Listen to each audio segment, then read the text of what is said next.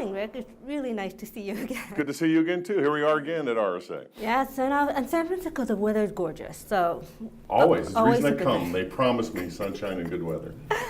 Well, it's a little cloudy, but we can work with that. I think it's supposed to be sunny. But since we are talking about clouds, Oh, nice transition. I try. So, I mean, you and I over the years have talked a lot about cloud security, how we're all moving to the cloud. It's no longer if, we already are. We're there, yeah.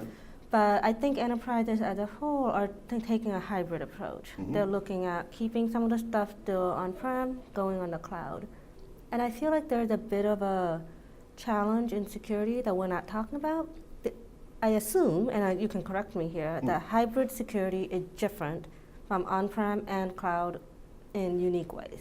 Well, I don't know if it's different. I think it's one of our problems in the industry. And let's not forget the third one that is off on the side, which is all those SaaS applications but okay, so those three things, right? And I think our industry has made that mistake, is that, cloud must be different on how to secure it. Oh, interesting. All right, and it's not. It's just absolutely not. We do it a little bit differently in the cloud, but why would you invent something new when it's basically the same thing, just not in your general location? So what we really want to be able to do is look for solutions that work with what you already have back when your old-fashioned perimeter defenses and your data centers. So when you actually do that hybrid approach, that you can use the same technologies to secure it when it's out there in the cloud too. That's what we need to get to, I think. I mean, it would be nice if we can get to that, but I mean, I'm a little curious when you say it's just the same. I mean, that on-prem, my IP address stayed the same, my server is where I left it. Right. In the cloud, everything is dynamic, it's always changing. Wouldn't that make things a little bit different in terms of security? No, I don't think so, because if you think about how adversaries come after us, right? The famous paper is the Lockheed Martin kill chain paper. Yeah. And basically says that regardless of what the motivation of the attacker is and what tools they use, they basically have to do the same 6 or 7 things, regardless of how they do it, right? It is the same for your perimeter, it is the same for your data center, it is the same for the cloud. So what you want to be able to do is deploy prevention and detection controls at each phase of the cyber kill chain and prevent them from getting in, or at least detect that they are getting in. That makes sense. The attacker is not saying, oh, this is Amazon Web Services, I need to change what I do. Right. As far as they're concerned, they're still doing the same actions. Exactly right, okay? And so the hard part for us is that as the kill chain philosophy gets more popular, network defenders like me, we have more and more and more tools that we have to use to protect ourselves against all that. And these best practices that we learned back in the 90s, okay, that we all have adhered to for the last 25 years, like best of breed and vendor in depth, like I'm never going to have one vendor do all that, right? That's just caused some of the problems, some of the confusion for us, because there is no vendor in depth in the cloud, right? So I think what we have to come around is get rid of those old best practices and come to a new one, which is talk to your vendors. You need to choose the vendor that is integrated the best, so that it can do it in the cloud, in your data center, in your perimeter with one set of tools, up and down the kill chain. That's what you're looking for. And you need that one set of tools because the problem we were having is this dashboard and this interface, they look entirely different outputs, and you couldn't plug them together. Right, and you know what the dirty secret in the vendor community is, right? Is that we're only too happy to supply you with lots of tools, right? So you buy all our stuff. Yeah. But your team, your InfoSec team, they have not gotten any bigger. No. Right, so in the old days when I was doing this, we had 3 tools. So your InfoSec team, 10 people, we can manage that, right? Yeah. Today, small teams are managing 15 to 20 tools. Medium-sized teams are managing 60 tools, and big companies are managing over 150 tools. Exactly. Now add cloud to that. You want to find vendors that can do it all, okay? And that's the one you should be looking for. One of the things, I think it might have been last year, we were talking about how people are buying tools, people are getting stuff from the vendors, and then they don't configure it beyond like the basic.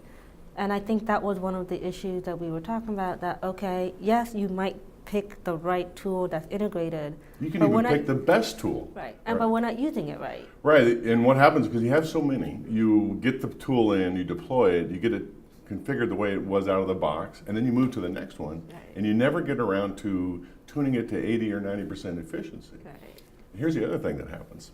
that best of breed or that best of breed best practice that we were talking about, that means you always have some new technology in the lab and hitting it with a hammer, and all the vendors are in there and you're trying to pick the very best tool. So your teams are spending time on that and not configuring the existing deployment. Right. And then what happens? Let's say they pick a tool that's not one that you have already deployed.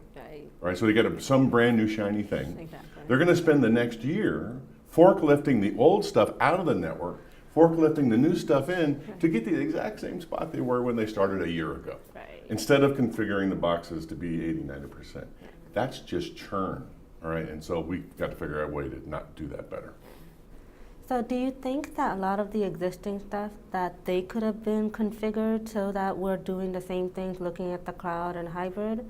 Or are we just really at the point where some of these, even with tuning, just aren't ready for what we need? Oh no, I disagree. I'm going to make the argument that if you just tune the stuff that you have from 35% to say 90%, you'll be better off than going off and getting the next shiny thing. Oh, nice. Right, and at least you know that stuff is working. That's true. Right, and you know it works with the other stuff. Right, right, and then find the tools that when you get that way, when you get those at 85%, make sure they work across all your cloud deployments too. Right. So that's what you got to get to. And once you're up there, so let's say we have this perfect scenario, we have an integrated approach, and we have something that looks at both the on-prem, the data center, and the cloud. Are there different ways to respond, or do you still think because the threat actors don't care where they are, that the response, the management is the same regardless of your environment? Well, I think it's a little bit different for the cloud because now you're interacting with a third party, all right? But I don't think it's that different, okay? Most organizations have third-party contractors that they are dealing with anyway. How you manage that as a network defender community will make your job easier. Oh, okay. Right? I think we did make that mistake, that we kind of forget that we already have contractor relations, that we suddenly look at this as, oh my goodness, this is something new. Exactly. This is not different. We know how to do this. Well, at least we've been doing it for a long time. Some of us know how to do it, I guess. Exactly. So when we started, you said, you know, SaaS is kind of like the one we shuttled off to the side. So let's bring that here. Like, do we treat, again, SaaS is a third-party contractor, but it's not quite cloud because I have almost no visibility in what's going on there. Right. When I started at Palo Alto Networks about 3 years ago, and when I first got there, we went down and looked at all of our sanctioned SaaS applications, and I knew about 20 of them. Okay, and then when Heartbleed came out, remember when Heartbleed hit us and we were all running around? We found that we had really 40 applications that should have been sanctioned. Oh, okay. And yeah, so we had to fix that pretty quickly. And that's already for a forward-looking company that was already doing a lot of due diligence. So it's a little frightening. A security company, right? Like you already knew what was going on, and there was still so many that you hadn't been aware of. Right.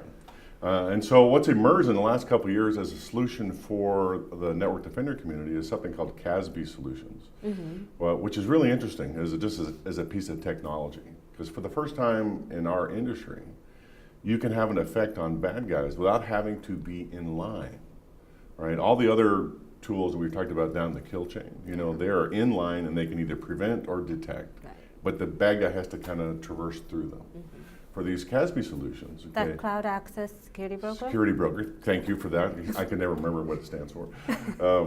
The way they work is the companies hook into the APIs of the SaaS providers. Okay. So they're looking kind of on the side as things happen with that SaaS provider, and with their algorithms can decide if bad things are happening or if not, and make prevention and detection decisions kind of off on the side, right? Okay. Which is really an interesting technology, and it's really just emerged in the last couple of years. And it's something that now that you're describing, I'm saying, oh my goodness, that's exactly what we needed. So. That's right. Okay, and so for all that stuff, prevention down the kill chain, traditional vendors like us and other firewall vendors can look off the side and say, just for us, we have an intelligence cloud we call Wildfire. Any file that we see come through our firewall gets thrown up there and we analyze it for bad guys, right? We can actually do that with SaaS applications because we can look from the side and see all those files, right? So that is a really interesting technology that's just kind of emerged. Right. So I guess that would be one of the things that we're going to be seeing enterprises, especially now, okay, we have a way to look at the cloud, we have a way to look at on-prem, we have visibility in the SaaS. So it boils down to visibility every single time. Right, and I go back to what I was saying before. You're looking for vendors who have a visibility on all of that. Right. If you're trying to manage multiple vendors doing that, you're going to lose control of that, and it won't be that secure. And then we go right back to where we were last That's year. right, exactly right. So, okay, well, I'm going to have to definitely keep an eye out for the CASB stuff. I've been hearing a little bit about it, but I just haven't had a chance to dig in. So if you think that this is where we're emerging with really a promising area, then I'll definitely keep an eye on it. It is definitely where everybody's going. I know we use it at Palo Alto Network, we use our own stuff, but everybody's looking for a solution that does this for them. But go back to our best practices integration. Okay, if it's easily done, that's the vendor you want. Exactly. Good. So, well, Rick, it's always a pleasure talking to you, and I really appreciate your time at RSA Conference. Yeah, thanks for starting with me. I appreciate that. Thank you.